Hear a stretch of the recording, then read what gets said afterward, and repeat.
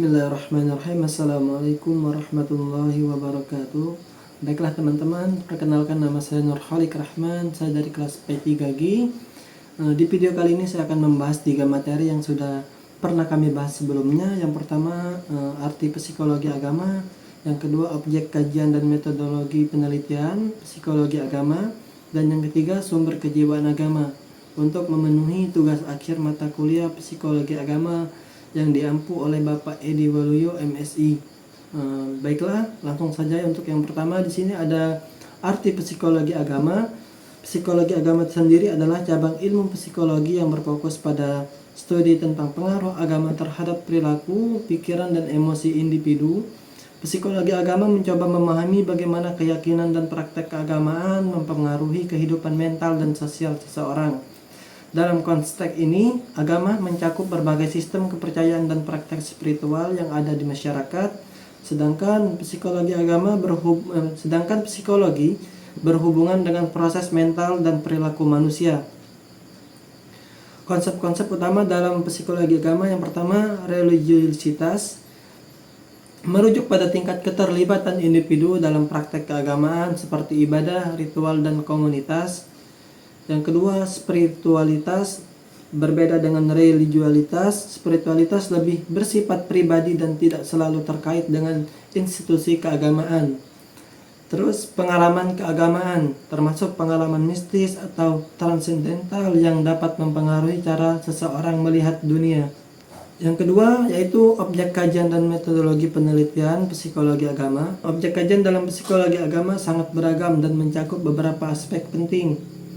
Yang pertama, pengaruh agama terhadap kesehatan mental.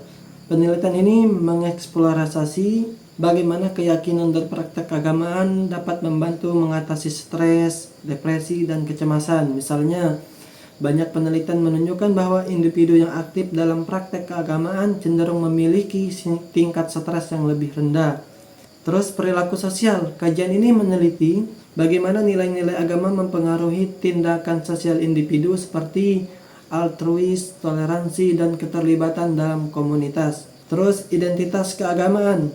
Meneliti bagaimana identitas keagamaan terbentuk dan berkembang seiring waktu serta dampaknya terhadap interaksi sosial. Dan yang terakhir, pengalaman spiritual. Menganalisis pengalaman subjektif individu yang berkaitan dengan dimensi spiritual atau mistis dari kehidupan mereka. Kemudian, yaitu metodologi penelitian. Metodologi dalam psikologi agama dapat dibagi menjadi 2 pendekatan utama. Yang pertama, pendekatan kualitatif. Pendekatan kualitatif ini dapat melalui wawancara mendalam, mengumpulkan data melalui wawancara terbuka dengan individu untuk memahami pengalaman religius mereka secara mendalam. Terus, studi kasus.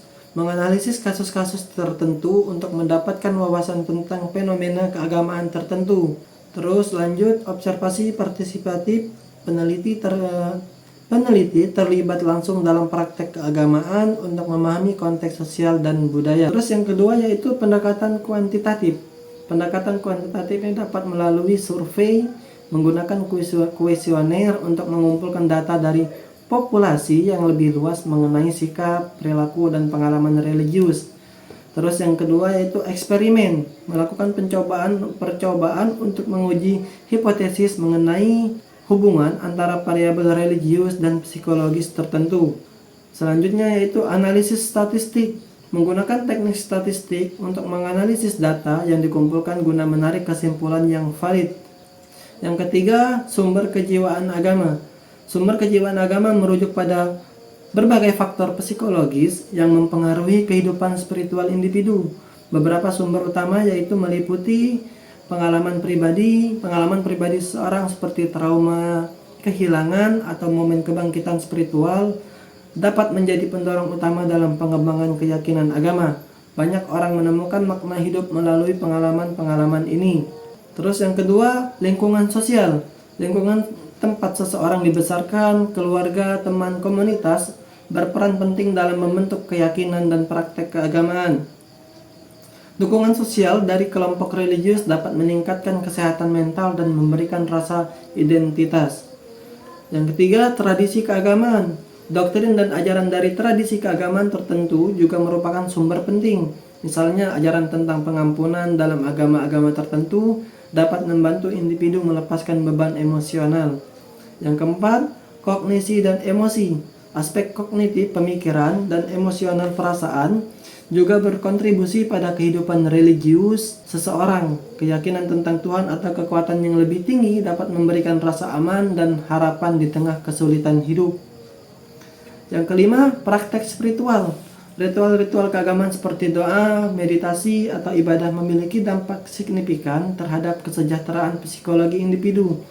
Praktek ini seringkali membantu individu merasa terhubung dengan sesuatu yang lebih besar dari diri mereka sendiri.